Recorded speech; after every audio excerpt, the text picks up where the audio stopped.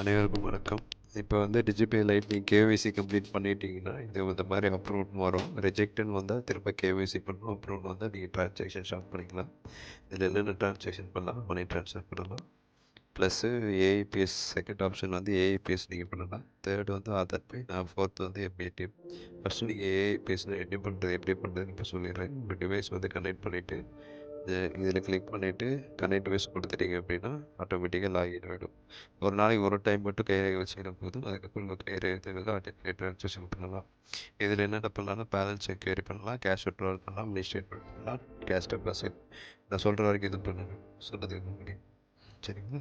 Mini statement வந்துட்டு நீங்கள் முன்னாரூபா இதுக்கு மினி ஸ்டேட்மெண்ட் செக் பண்ணிடணும். கேஷ் விட்ராவல் போகிறீங்க அப்படின்னா 3-6 நிமிஷம் 1000 ரூபாய்க்கு வரும். 2000 ரூபாய்க்கு 5 ரூபா 3000 ரூபாய்க்கு அதுக்கப்புறம் நீங்கள் எவ்வளோ எடுத்தாலும் உங்களுக்கு சாகுது. ப்ளஸ் ஸ்டேட்மெண்ட் சாகும். சரிங்களா? ஸ்டேட்மெண்ட் செக் பண்ணுறது சரி. ஸ்டேட்மெண்ட் செக் பண்ணிவிட்டு ஃபோன் நம்பரை அடிச்சுட்டு சரிங்களா, கீழே வந்துட்டு உங்கள் ஆதார் நம்பர் டைப் பண்ணிவிட்டு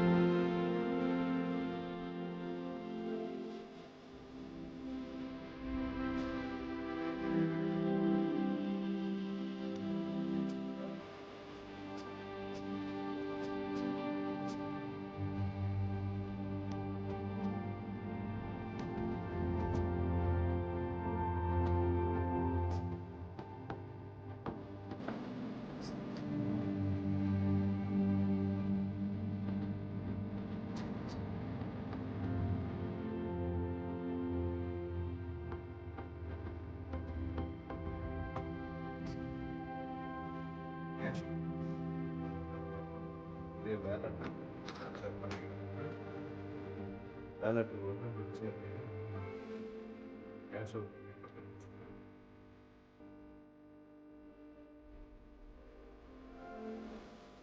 கேஷ் அவுட்டுக்கு உங்கள் கைரேகை ஃபஸ்ட்டு வைக்கணும். செக்யூரிட்டி பர்பஸ்க்காக அப்டேட் பண்ணியிருக்கு. இது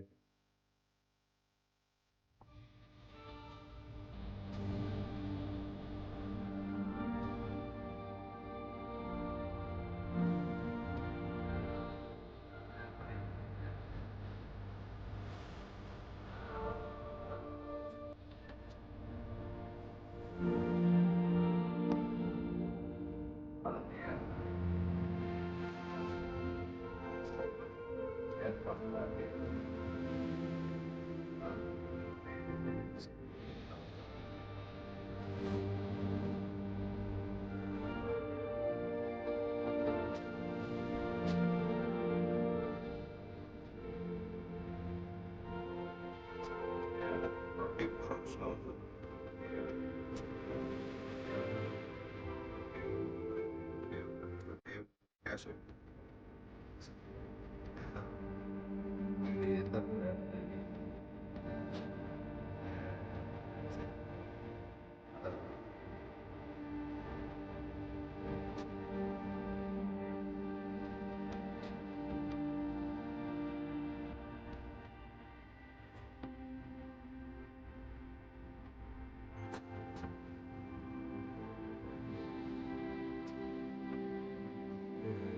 ஏபிஎஸ் பண்ணி கேஷ் அவுட் பண்ணுறது. சரி,